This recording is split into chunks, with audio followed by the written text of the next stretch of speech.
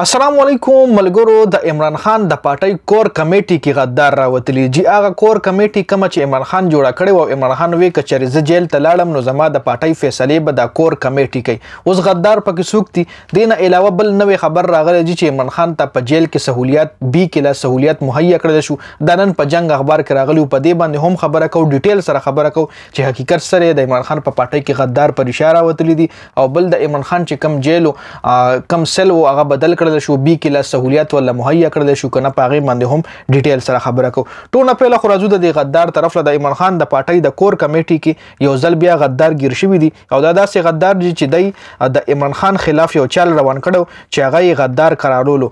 بل عمران خان مشکلات رو حل کیږي ځکه د عمران خان وکیلانو ویلي دي چې توشاخانه کیس کې دم نشته او بل القادر ټرست کیس کې ملک ریاض هم شامل دي. د ملک ریاض نوم هم مخې ته راځي نو کې دې شي هغه کیس هم ډیر زر حل کړی شي. بل پنجاب حکومت دا داوا کړی دا چې اٹک جیل کې عمران خان ته بي کې لا سہولیات مهیا شو. جی دا پنجاب حکومت داوا کړی او پنجاب حکومت دا بیان چې کم دی دا جنگ اخبار کې نه راغلی. جی ټونه پهله د عمران خان باره کې خبره کو چې عمران خان باره کې کومه خبره مشوره د عمران خان پارټۍ باره کې چې غدار پکې راوتلی دي. ټونه پهله د عمران خان د جیل حواله سره خبره کو چې عمران خان ته جیل کې کم سہولیات ورکړل شوی دي. حواله سره نن مختلف اخباراتو کې لیکل شوی چې سلور سیل مختص کړل شوی دي. سلور سیل مطلب جیل دی دي کې د شډیر برګری بیا اکثر کمنټو کې مال میسج مو شي چې سلسله وي نو سل جیل لوي. جی سلور جیلونه واړه جیلونه مختص کړل شوی چې د هغه سایز چې کم دی 8 ضرب 12 8 فوټ ضرب 12 فوټ ته او د دې سل مخه ته برمده هم د چهل تدا کې دیان دی برمده کې ورزش هم کول شي. بل د عمران خان جیل نه ټوایلټ ختم کړل شو او بل جیل کې ټوایلټ جوړ کړل شو حمام پکې هم شامل دی. بل د لاس پو وینځلو د پاره د چارندام د پاره د جیل نه بهر واش بیسن هم لګول شوی دی. عمران خان ته چې کوم خوراک ملاویږي هغه خوراک درې ډاکټران چې کوي. عمران خان ته په جیل کې جای نماز قرآن شریف ملاو شوی الریډي او نور کتابونه ولا هم د سټډي د لپاره ملاو شوی دي. دا خو د جنگ اخبار خبره ده. جی خو بشرا بیبي چې پرون کوم خبره کړي پرون نن د جنگ اخبار دا خبره ده پرون بشرا بیبي اسلام آباد های کورټ کې درخواست جمع کړی چې زما خاوند یو سابقه وزیر اعظم دی او د آکسفورد یونیورسيټي نه فارغ شوی انسان دی او مهرباني کوي چې هغه ته 1 کلاس سہولیت ورکړي او داغه جیل بدل کړي هغه اډیاله جیل له منتقل کړي. ځکه عمران خان چې کله بشرا بیبي سره ملاقات کړو نو هغه ملاقات کې عمران خان ویلو چې زما سیل کې اوپن واشروم دی چې هلته زم امتیاز هم کوم هلته ز لامبم هم هغه ځکه مالا صرف یو لوټه هغه واشروم کې پراته ده او هغه اوپن واشروم دی مطلب سره دروازه نشته. دا د عمران خان د خپل خبره ده چې بشرا بیبي لیکړه ده او بشرا بیبي پرون اسلام آباد های کورټ له درخواست ورکړی دی چې عمران خان دی دغه اډیاله جیل له منتقل کړل شي او کم از کم سہولیات ولا 1 کلا سہولیات ورکړل شي. نو نن څنګه جنگ اخبار دا دومره ډېر خبرې لیکلې چې مطلب اوپن واشروم اوپن نه دی او بل سیل کې ولا واشروم جوړ شو غټ سیل ولا ورکړو.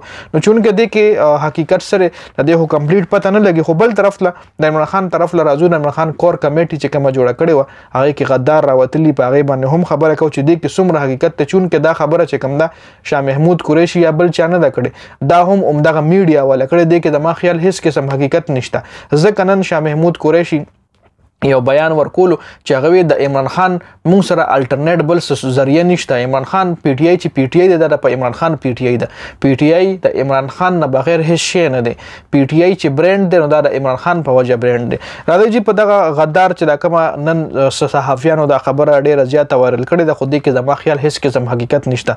په هغه باندې خبره کو عمران خان چې کله نه گرفتار شوی دا ګوره دغه صحافیانو دا خبره په اخبارونو کې هم راغلی دا په ویډیوز کې هم موقته. عمران خان چې کله گرفتار شوی نو پارټۍ کې دنه غدار پیدا شوی. پارټۍ کې کسانو عمر ایوب شبلی فراز ګروپ او شاه محمود قریشي دا درې ګروپونه جوړ دي.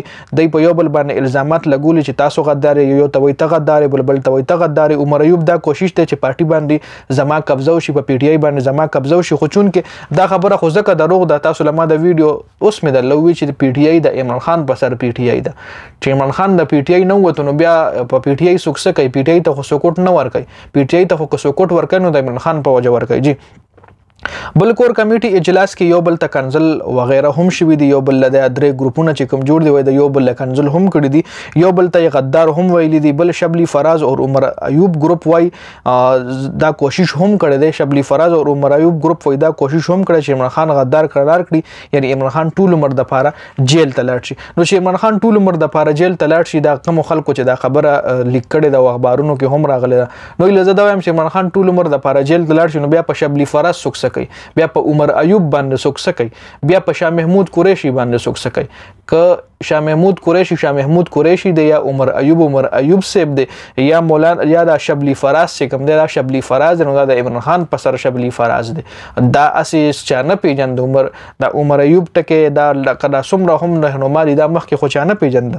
دا خو د عمران خان په سر دومره فیمس شو، عمران خان دی له دومره عزت ورکو او د اوس دغه رنګ نو دا خو خیر امپوسیبل ده. ځکه اوس په دې لازم د شاه محمود قریشي لایف کانفرنس وکړو چې هغه پکې هم دا خبره وکړه چې پی ټی آی د عمران خان په سر پی ټی آی د مونږ چې دومره لکه لیونی ټوپونه وهونو د عمران خان په سر وخو عمران خان نه بغیر مونږ سم نه او د پی ټی آی تصور وای هم نه کیږي د عمران خان نه بغیر دا شاه محمود قریشي خبره ده جی.